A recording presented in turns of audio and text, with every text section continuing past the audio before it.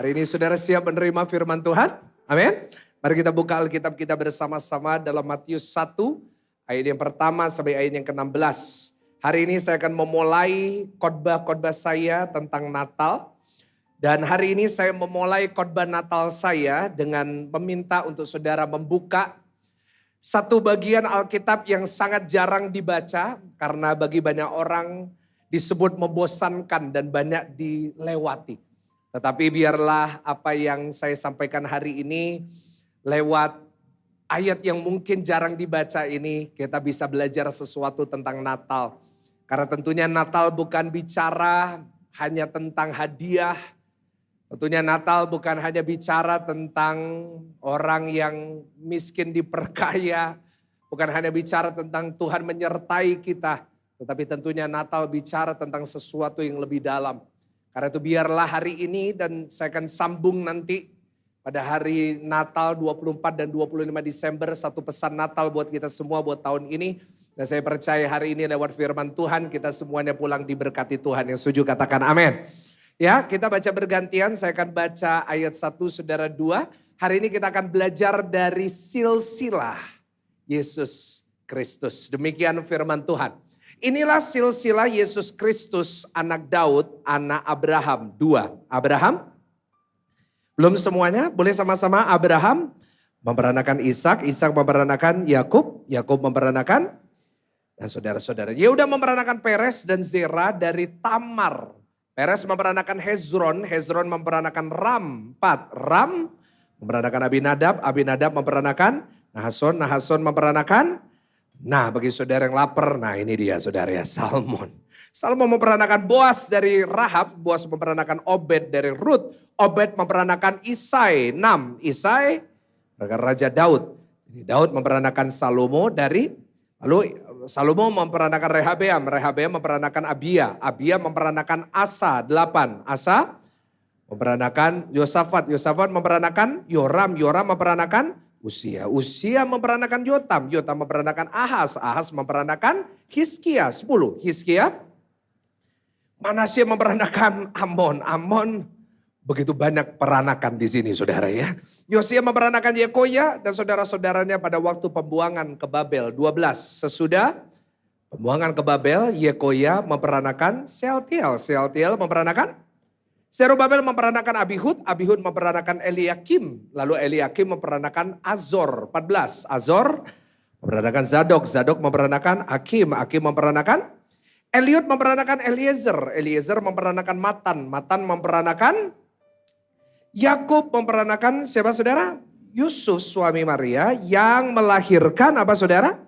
Yesus yang disebut oleh Kristus. Saudara kita baru membaca 16 ayat yang bicara tentang silsilah Tuhan Yesus. Ini memperanakan ini memperanakan ini memperanakan ini. Apa maknanya buat Natal buat saudara dan saya? Tentunya pasti ada makna Natal. Kenapa? Karena sebelum kisah yang kita kenal, yaitu Yesus lahir, penulis Injil Matius menceritakan kepada kita tentang silsilah ini. Artinya pasti ada sesuatu di balik silsilah ini yang harus saudara dan saya mengerti. Sebelum kita bisa mengerti apa makna Natal yang sesungguhnya. Kalau penulis Matius ingin saudara langsung tahu tentang kelahiran Yesus, dia akan taruh ini di awal. Lalu silsilahnya kemudian. Tetapi luar biasanya sebelum kisah Natal yang kita kenal yaitu bayi Yesus lahir dari seorang perawan yang bernama Maria. Di awalnya dimulai dengan apa saudara? Silsilah. Hari ini saya mau menyampaikan satu firman Tuhan dari silsilah ini. Saya beri judul yaitu rencana Tuhan di balik Natal. Ulangin sama-sama dengan saya, rencana Tuhan di balik Natal. Saudara Tuhan kita selalu punya rencana dalam segala hal. Termasuk sebelum kelahiran Yesus di dunia ini.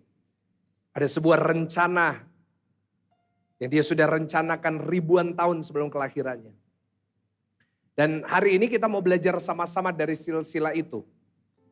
Tentang apa sih yang Tuhan sebenarnya rencanakan lewat orang-orang yang dia pakai untuk menghadirkan Natal. Kita sudah membaca begitu banyak nama. Ada nama yang familiar buat kita, ada yang nama kita juga tidak familiar. Tetapi setiap orang-orang ini mengambil bagian dalam Natal. Karena tanpa orang-orang ini, tidak ada kelahiran dari juru selamat kita yang bernama siapa saudara? Tuhan Yesus. Karena itu hari ini kita mau belajar dari silsilah ini. Saudara, kenapa Matius dimulai dengan silsilah? Saya mau kasih pelajaran buat saudara dulu supaya saudara jadi orang Kristen yang mengerti Alkitab. Kenapa Matius dimulai dengan silsilah? Kenapa gak dimulai langsung dengan cerita? Karena Matius di dalam Alkitab ada 4 Injil ya. Apa aja saudara? Matius, Markus, Lukas, gak ada Injil Wahyu, itu salah saudara. Adanya Matius, Markus, Lukas, Yohanes. Nah Matius ini ditulis untuk audiens tertentu. Nah Matius ini ditulis untuk orang Yahudi. Jadi Matius ini menulis Injil ini memang khusus untuk orang Yahudi. Karena itu dalam Matius banyak cerita-cerita atau banyak quote-quote yang tidak di-quote ayatnya tapi ambil dari perjanjian lama. Karena orang Yahudi pasti hafal. Nah, kenapa dimulai dengan silsilah? Karena orang Yahudi itu seperti kita orang Indonesia sangat mempedulikan silsilah. Saudara, orang Yahudi kalau ketemu orang pertama kali, dia langsung tanya, kamu dari keluarga apa? Kita tahu orang Israel ada berapa suku? 13 suku, bukan 12. Karena Yusuf anaknya dibagi jadi 2, itu jadi suku, 13 suku. Pasti ditanyain, kamu ini dari keturunannya siapa? Sebelum ditanyain nama nih, pasti ditanyain, kamu dari suku mana? Silsilahmu apa? Nah kenapa bagi orang Yahudi sangat penting untuk tahu dari mana dia berasal? Ya, jadi ini baseline-nya. Jadi mereka mentingin nih. Saya ini berasal dari mana? Kita semuanya berasal dari manusia di atas kita. Saudara, saya pernah dengar ada seorang anak kecil tanya sama mamanya, Ma, kita ini berasal dari apa? Mamanya cerita, oh kamu harus dengar sekolah minggu. Manusia ini berasal dari manusia pertama yaitu Adam yang diciptakan oleh Tuhan. Lalu anaknya bilang, Ma, tapi papa ceritanya lain. Gak taunya anaknya udah tanya papanya duluan. Papa ceritanya lain. Papa bilang kita bukan turunan dari manusia. Tapi kita sebenarnya turunan monyet. Mamanya bingung jawabnya. Lalu mamanya dapat hikmat bilang gini. Oh iya bener nak. Kalau keluarganya mama keturunannya manusia.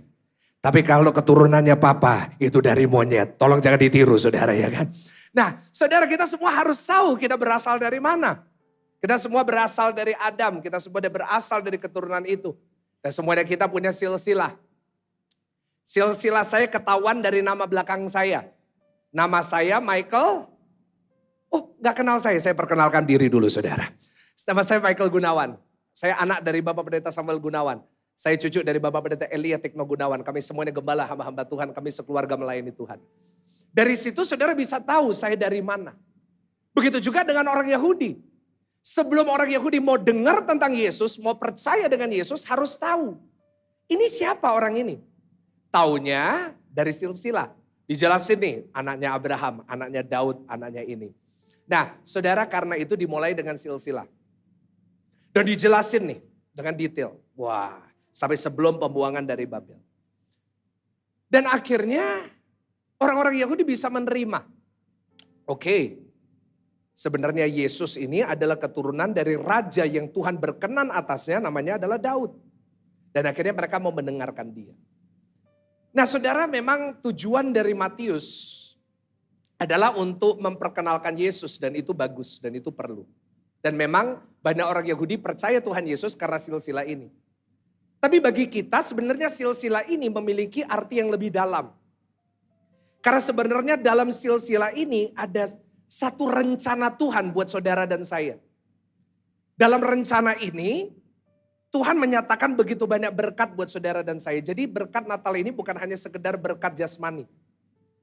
Tetapi hari ini lewat Natal ada berkat rohani buat saudara dan saya yang akan kita terima.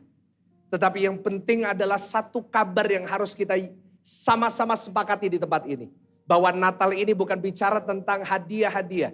Tapi Natal ini bicara tentang Tuhan yang begitu sayang sama saudara dan saya. Sampai dia mau berkorban buat saudara dan saya. Kasih tepuk tangan yang paling meriah, tepuk tangan yang paling dahsyat buat Tuhan. Dan saudara, rencana ini sebenarnya terletak dalam 3 nama. di dalam silsilah ini. Kalau saudara cepat-cepat bacanya atau saudara skip silsilah ini, akhirnya saudara nggak lihat rencana Tuhan di baliknya.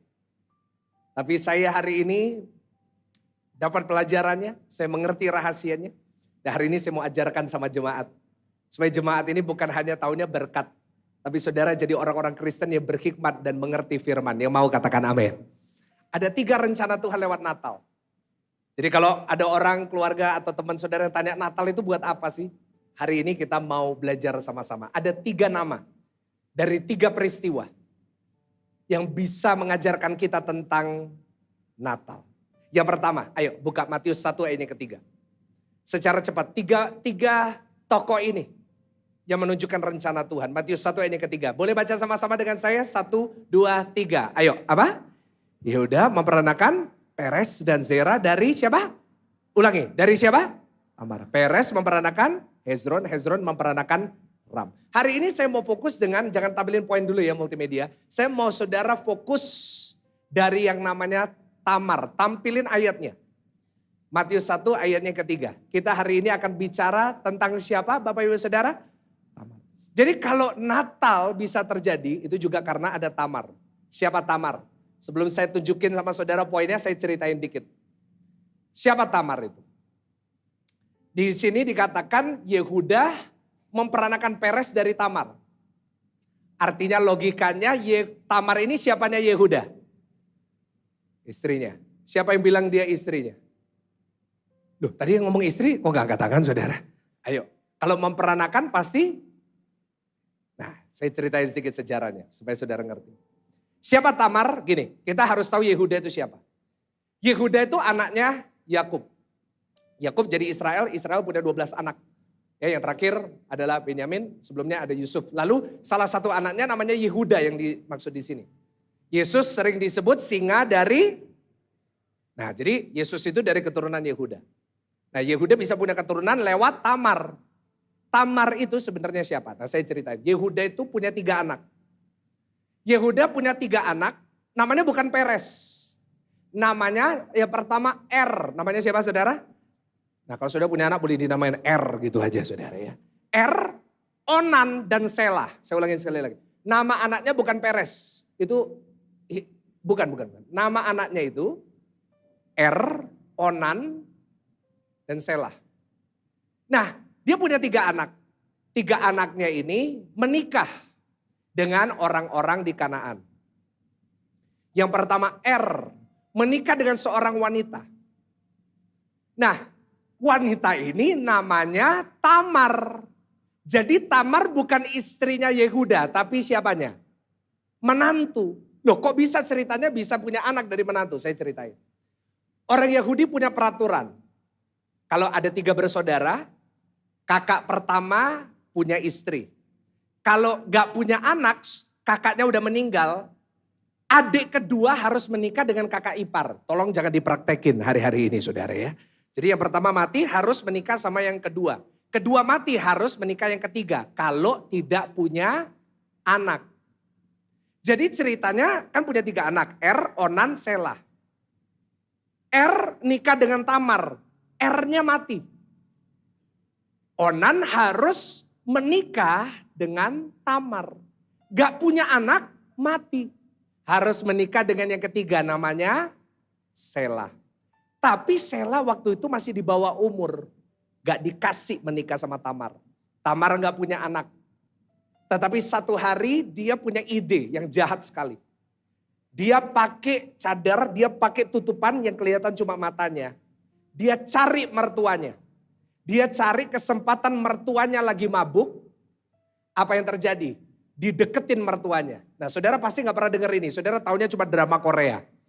Ya kan, saudara hafalnya drama Korea. Padahal ini lebih seru saudara ya kan. Nah bayangin, dia cari mertuanya. Tamar deketin mertuanya. Mertuanya pikir Tamar pelacur. Mereka bersetubuh. Akhirnya Tamar hamil. Nama anaknya siapa? Peres. Jadi it's not that simple silsilah ini. Tamar ini siapa? Tamar ini orang berdosa. Yehuda siapa? Yehuda ini orang berdosa. Bayangin sebuah persetubuhan atau sebuah hal yang sangat-sangat menjijikkan. Tetapi coba saudara lihat. Orang yang berdosa seperti Tamar dan Yehuda. Orang-orang yang paling menjijikkan. Tuhan pakai di dalam silsilah juru selamat kita Tuhan Yesus. Dari sini kita belajar poin yang pertama, rencana Tuhan di balik Natal. Kenapa dia melibatkan Tamar? Karena Tuhan ingin nunjukin sama saudara dan saya. Lewat Natal, Tuhan bukan lahir untuk orang sempurna. Tetapi lewat Natal, Tuhan lahir untuk orang yang berdosa. Kasih tepuk tangan yang paling meriah, tepuk tangan yang paling meriah, tepuk tangan yang paling dahsyat. Saudara, Natal mengajarkan sama kita. Dia lahir bukan buat saudara dan saya yang paling sempurna di ruangan ini. Tapi dia lahir buat saudara dan saya yang penuh dengan dosa. Saudara mungkin berkata dengan saya, Pastor Michael, saya orang berdosa. Saya banyak dosanya. Tapi mungkin dosamu tidak sebesar Tamar dan Yehuda. Tetapi lewat Natal, lewat kelahiran Tuhan Yesus, dia ingin tunjukkan sama saudara dan saya satu hal. Bahwa sebesar apapun dosa saudara, sebesar-besarnya dosa masa lalu saudara, dosa saudara tidak pernah lebih besar dari kasih karunia Tuhan. Hari ini kasih karunia Tuhan lebih besar dari dosa saudara. Yang setuju dan bersyukur, kasih tepuk tangan dulu ya, paling luar biasa. Lewat Natal Tuhan mau nunjukin sama kita. Orang yang paling berdosa sekalipun Tuhan bisa pakai untuk kemuliaannya. Apalagi saudara dan saya. Kasih tahu kanan kiri, apalagi kamu. Tuhan bisa pakai saudara dan saya. Yang setuju dengan saya katakan amin. Kalau saudara hari ini datang ke gereja, saudara ada perasaan gak layak. Saudara ada perasaan saudara orang berdosa. Tolong setelah saudara belajar kisah Tamar. Jangan jadikan masa lalu saudara jadi alasan engkau gak layak sama Tuhan. Jangan jadikan masa lalumu untuk berkata Tuhan tidak menerima saya. Saudara, saya mau beritahu kepada saudara, siapapun saudara, saya tahu di ruangan ini ada banyak background. Saudara mungkin seumur hidup saudara udah jadi Kristen. Tapi ada dari saudara yang di sini sudah melakukan banyak dosa. Mungkin engkau sudah melakukan hal-hal yang membuat engkau menyesal dan didakwa setiap hari. Tapi kabar baik lewat Natal, seberapa merah dosa saudara, Tuhan sudah mengubahnya putih seperti salju. Dan hari ini Tuhan karena kasih-Nya menerima saudara dan saya kembali. Ya bersyukur, tepuk tangan yang paling meriah, tepuk tangan yang paling dahsyat buat yes. Mestinya kita ini gak layak. Kenapa? Dosa itu jadi jurang pemisahnya. Karena dosa itu yang ngeblok doa kita. Pernah dengar kalimat ini? Tangan Tuhan tak kurang panjang, telinganya tidak kurang tajam. Tahu gak yang membuat Tuhan gak dengar doa kita cuma satu, nanti baca ayatnya. Yaitu dosa-dosamu. Mestinya karena dosa kita tadi pagi, dosa kita kemarin. Ya, bagi kita suami-suami yang nyakitin istri kita, bagi kita istri-istri yang melawan suami kita, bagi kita anak-anak yang melawan orang tua kita, mengumpat orang tua dalam hati. Mestinya kita doanya gak mungkin didengar sama Tuhan karena ada dosa. Tapi lewat pribadi Tuhan Yesus, saudara yang semestinya gak layak hari ini dilayakkan Tuhan. Sehingga doa saudara hari ini didengar oleh Tuhan. Yang setuju katakan amin. Karena itu hari ini bagi kita yang sudah diselamatkan. Jangan sampai saudara dan saya kembali kepada dosa itu. Jangan sampai saudara dan saya kembali ke kehidupan yang lama. Natal ini kita belajar kita sudah diampuni. Sama-sama boleh gak tepuk dada saudara katakan saya diampuni Tuhan. Jangan sampai engkau kembali kepada dosa itu. Karena setan seringkali menggunakan dosa sebagai senjata untuk jauhin saudara dari Tuhan. Tahu nggak? Lewat Natal Tuhan kasih tahu Tuhan mau dekat sama saudara. Tuhan itu mau dekat sama saudara. Tuhan nggak mau jauh-jauh dari saudara. Tapi setan pakai dosa. Setan pakai dosa untuk membuat saudara makin jauh sama Tuhan. Jangan jatuh dalam perangkapnya setan ya Bapak Ibu. Dosa itu dibungkus sama setan indah. Setan itu pintar. Saudara belum lahir setan udah ada. Setan itu bungkusnya bagus. Saudara saya catat setan itu membungkus dosa dengan cara yang menarik. Coba kalau kita lihat dosa. Dulu awal-awal kita lihat dosa. Selalu dibungkus secara menarik bukan? Bapak-bapak dulu sebelum engkau jatuh dalam dosa perselingkuhan. Sebelum engkau merasa bersalah. Awal-awalnya selalu menarik. Yang kedua selalu dibungkusnya menyenangkan. Orang yang hidup dalam dosa itu selalu ngerasa itu senang. Dia hidup dalam dosa, hidup dalam seks bebas, hidup dalam narkoba. Wah, kelihatannya senang. Dan yang ketiga, memuaskan. Aduh Pak, ada yang datang sama saya bilang, aduh Pak gimana ya Pak? Saya ini kok di rumah gak puas, tapi di luar puas. Saya kalau ketemu istri saya kepinginnya muntah. Ih haleluya saudara. Tapi kalau ketemu sama yang lain itu, kok rasanya hati saya berbunga-bunga. Saya Pak kalau ketemu sama istri saya kok rasanya ingin marah terus. Tapi kalau ketemu yang lain kok rasanya happy terus. Dengar Pak, itu setan. Istri-istri senggol suaminya, setan itu. Enggak ada yang berani, kenapa saudara ya? Setan. Karena setan selalu membuatnya menarik. Orang kalau terikat sama dosa, awal-awalnya gak kerasa. Lama-kelamaan dia jatuh. Lama-kelamaan dia terikat. Saudara, dosa itu awalnya menarik, menyenangkan, memuaskan. Berakhirnya selalu menjijikkan. Berakhirnya selalu menghancurkan. Berapa banyak rumah tangga dihancurkan lewat dosa. Dan yang ketiga, bersifatnya selalu mengikat. Berapa banyak anak-anak muda hari ini terikat dengan dosa. Awal-awalnya seru. Pacaran, terus hubungan seks sebelum nikah. Awal-awalnya seru. Tapi tiba-tiba ada yang jatuh di dalam dosa, menghancurkan hidupnya. Berapa banyak anak-anak muda yang melakukan aborsi hanya karena kesenangan sementara. Saudara, banyak yang konseling dengan saya. Mereka berkata kepada saya, Pastor, saya ngelakuin ini, saya udah rusak. Saudara, hari ini doa saya, lewat Natal ini, mungkin saudara pernah melakukan dosa yang banyak. Dan memang gak bisa menyalahkan karena memang dulu saudara jauh dari Tuhan.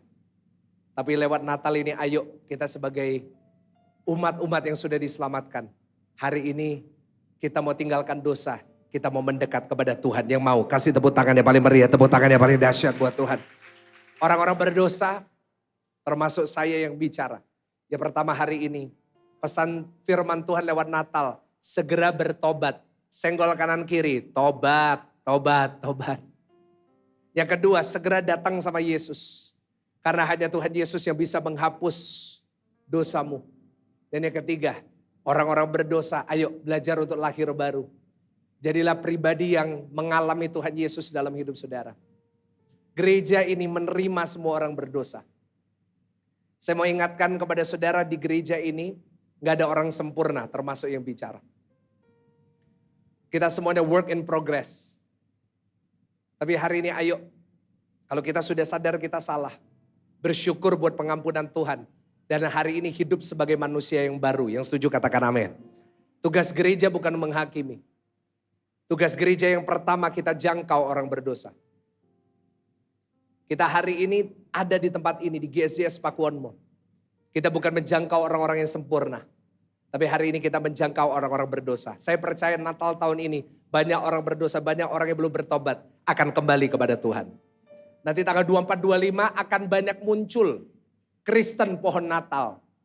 Apa Kristen pohon Natal? Munculnya setahun, wis Natal ya wis harus ibadah. Saya percaya Natal ini di GSJS terjadi banyak pertobatan. Sebab ada kasih Tuhan di tempat ini. Kasih tepuk tangan yang paling meriah. Sebab itu kita gak pernah menolak saudara. Gereja ini gak ada yang menolak saudara untuk datang. Siapapun saudara. Saudara punya tempat di gereja ini. Yang setuju katakan amin. Tugas gereja bukan untuk menghakimi orang. Kita gak boleh menghakimi. Tugas gereja bukan menghakimi orang yang datang. Saya gak pernah hakimin saudara yang datang. Saudara boleh punya masa lalu seperti apapun. Saudara mau seperti apapun datang ke tempat ini. Saya gak menghakimi saudara. Bahkan saudara berkata, Pak saya tidak Kristen. Saya datang ibadah sini. Saya tidak menghakimi saudara. Yang penting saya mau kasih tahu saudara, Tuhan sangat mengasihi saudara. Tuhan Yesus sangat mengasihimu. Dan yang ketiga, tugas gereja untuk mengobati orang berdosa. Di gereja gak ada orang yang sempurna. Karena itu kalau hari ini saudara datang ke gereja berharap ketemu orang sempurna, pasti kecewa. Gereja ini tempatnya orang mungkin coba berkata, Pastor, masa di gereja itu ada orang-orang yang jahat? Mestinya di gereja itu orang baik semuanya. Mohon maaf. Pernah ke tempat gym? Ada gak orang gendut di gym? Ada yang jawab banyak. Iya benar saudara, banyak. Pernah ke salon? Ada gak orang jelek di salon? Ada yang jawab banyak lagi saudara ya. Ada, iya. Kenapa mereka ke gym? Kenapa mereka ke salon? Karena mereka yang, mohon maaf, kurang fit jadi fit. Mereka yang tidak terlalu cantik, mereka dipercantik. Di gereja yang datang orang berdosa. Tetapi mereka keluar bukan lagi berdosa. Tapi mereka dibebaskan, dimerdekakan dan jadi berkat. Kasih tepuk tangan yang paling meriah. Itu Natal.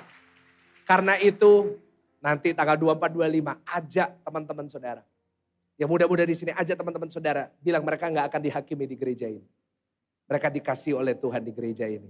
Itu yang pertama yang kita belajar dari Natal. Tuhan lahir bukan untuk orang sempurna. Tuhan lahir untuk orang yang berdosa. Yang kedua kita buka Matius 1 ayat yang kelima. Ayo coba kita buka. Matius 1 ayat yang kelima. Baca sama-sama dengan suara keras. 1, 2, 3. Salmon memperanakan Boas dari Rahab. Boas memperanakan siapa? Obed dari Obed memperanakan Isai. Yang kedua adalah Rut. Jangan ditampilin poinnya dulu. Kita mau cerita sedikit tentang Rut. Kalau yang pertama Tamar, sekarang Rut. Rut ini siapa? Kok bisa dimasukin dalam silsilah ini? Rut ini adalah orang Moab, bukan orang Israel. Rut ini adalah seseorang asing. Dia menantunya dari seseorang yang bernama siapa? Naomi. Naomi punya 2 anak. Namanya Mahlon Kilion. Punya menantu namanya Orpa dan Rut. Akhirnya Mahlon Kilion meninggal dunia. Sisa 3 janda. Naomi, Orpa dan Rut. Karena mereka kelaparan, mereka kembali ke Yerusalem. Mereka balik ke Yerusalem. Nah, sampai di Yerusalem, dekat Yerusalem, Orpa meninggalkan Naomi. Karena dia mau balik ke Moab untuk cari suami. Tapi hanya Rut yang setia menemani Naomi. Sampai di Yerusalem. Rut bertemu dengan seorang pria yang udah ganteng, kaya, gagah, hebat, takut Tuhan. Namanya Boas. Apa yang terjadi? Rut akhirnya menikah dengan Boas. Hidupnya diberkati. Dia akhirnya punya anak. Dan akhirnya keturunannya melahirkan seorang raja. Namanya Daud. Saudara, yang kedua kita belajar dari Rut. Natal gak bisa dipisahkan dari Rut. Karena di silsilah ini ada. Catat baik-baik. Rut menunjukkan rencana Tuhan yaitu apa? Yaitu kita sebelumnya orang asing. Kita diangkat menjadi anak. Ulangin sama-sama dengan saya. Kita diangkat menjadi apa? Menjadi anak. Saudara, hari ini lewat kelahiran Tuhan Yesus. Setiap kita bukan lagi orang asing sama Tuhan. Setiap kita adalah anak-anak Tuhan. Sama-sama tepuk dada saudara, katakan saya anak Tuhan. Yang percaya kasih tepuk tangan dulu yang paling meriah. Tepuk tangan yang paling dahsyat buat Tuhan. Kita anak Tuhan. Saudara lihat. Rut sebelumnya orang asing. Bukan orang pilihan. Orang pilihan itu cuma orang Israel. Tetapi di saat Tuhan memilih dia. Di saat dia memilih untuk setia kepada Naomi. Dia bertemu sama Boas. Dan akhirnya keturunannya melahirkan juru selamat. Saudara, sebenarnya Rut itu melambangkan saudara dan saya di sini. Kita ini orang asing, kita bukan orang Yahudi. Ada orang Yahudi di sini? Saya pun mungkin mirip orang Yahudi, tapi bukan saudara. Seorang Indonesia. Saudara, orang Yahudi itu merasa dirinya orang pilihan. Orang Yahudi itu merasa, wah, I'm the best. Aku yang paling dipilih dari semua bangsa. Dan memang benar. Di dalam firman Tuhan memang umat pilihan itu orang Israel, bukan kita, orang Indonesia. Tetapi ada satu nama dalam silsilah itu yang mengubah itu semua. Dan namanya adalah Rut. Rut bukan orang Israel, not even close. Rut dari bangsa lain. Tetapi di saat dia bertemu dengan Boas, di saat dia mengalami kasih karunia itu, bertemu dengan Boas, apa yang terjadi? Yang sebelumnya jauh, sebelumnya orang asing, dia akhirnya jadi bagian dari bangsa pilihan. Itu bicara tentang kita. Kita bukan umat pilihan Tuhan, kita gak ada keturunan Yahudi.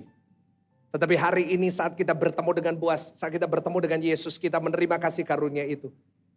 kita otomatis diangkat menjadi anak. Coba buka ayatnya, Galatia 3 ayat 26. Galatia 3 ayat 26. Baca bersama-sama dengan saya dengan keras. 1, 2, 3. Sebab kamu semua adalah anak-anak Allah. Karena apa saudara?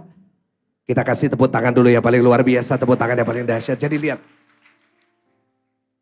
Kita sebelumnya bukan anak. Kita orang asing, kita orang jauh. Tapi karena Tuhan Yesus, karena iman kita sama Tuhan Yesus. Kita semuanya ini anak-anak Tuhan. Senggol kanan kiri, kamu anak Tuhan. Dan sebagai anak, kita semuanya dapat yang namanya privilege. Anak itu privilege-nya luar biasa loh. Coba saudara lihat anak-anak saudara yang punya anak. Apa yang menjadi milikmu juga miliknya anak. Ya enggak? Apa yang menjadi milik saudara, anak saudara juga miliki. Begitu juga dengan Tuhan. Kita yang beriman kepada Tuhan Yesus, setiap kita punya privilege sebagai anak.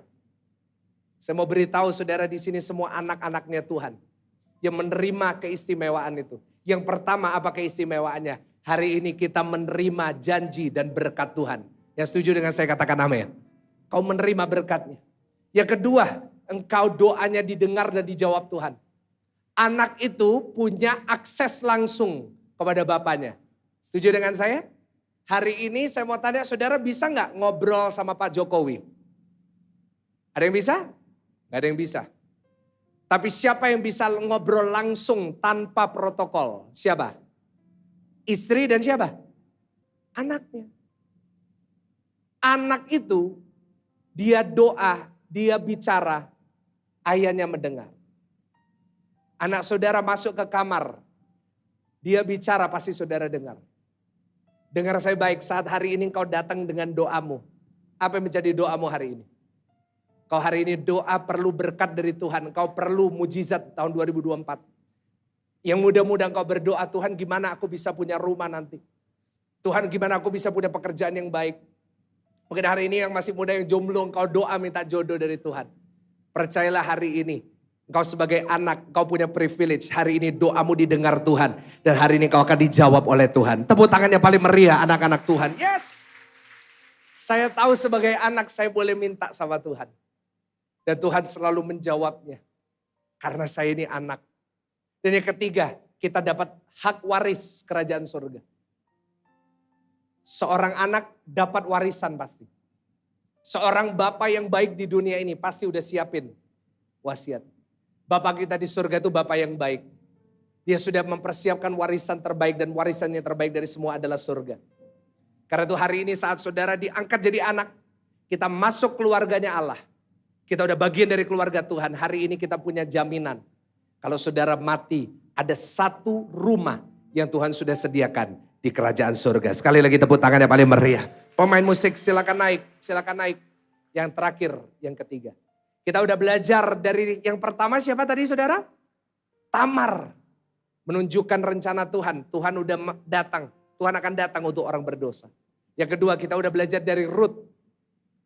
Yaitu saudara dan saya hari ini diangkat jadi anak. Yang ketiga kita baca ayat terakhir. Matius 1 ayat 5 sampai 6. Matius pasalnya pertama ayatnya ke-5 sampai ayatnya ke-6. Salmon memperanakan Boas dari Rahab. Boas memperanakan Obed dari Ruth. Obed memperanakan, Isai bahasa Inggrisnya Jesse. Jadi kalau saudara dengar ada namanya Jesse itu Isai. Ya ayat 6. Ayat terakhir dikatakan gini. Isai memperanakan siapa? Daud memperanakan Salomo dari istri Uria. Yang ketiga kita bicara tentang Daud. Daud ini seseorang yang menerima janji Tuhan. Saudara janjinya apa? Coba buka 2 Samuel 7 ayat 16. Ini ayat yang benar-benar terakhir. Keluarga dan kerajaanmu. Baca sama-sama akan apa? Untuk selama-lamanya di hadapanku. Tatamu akan kokoh untuk selamanya. Jadi Tuhan itu berkenan sama Daud. Dikasih janji. Kamu sama keturunanmu pasti akan jadi raja untuk selama-lamanya. Dan benar. Daud punya anak namanya Salomo. Punya anak lagi Rehabeam. Turun sampai Yesus. Hari ini Yesus yang menjadi raja untuk selama. Dari sini saudara saya belajar tentang Daud poin yang terakhir. Lewat Natal yang ada Daud dalam silsilah itu. Kita bisa belajar satu hal rencana Tuhan lewat Natal. Yaitu Tuhan tidak pernah mengingkari janjinya. Boleh katakan amin? Halo? Tuhan gak pernah mengingkari janji. Karena lewat kelahiran Yesus ada satu janji yang digenapi dalam hidup Daud. Yaitu engkau dan keturunanmu akan kerajaannya kokoh sampai selama-lamanya. Saudara, saya mau beritahu, saya mau ingatkan, saya hari ini dikirim Tuhan untuk mengingatkan saudara. Apapun janji yang engkau sudah terima dari Tuhan. Jangan pernah engkau kecil hati, jangan engkau berhenti berharap.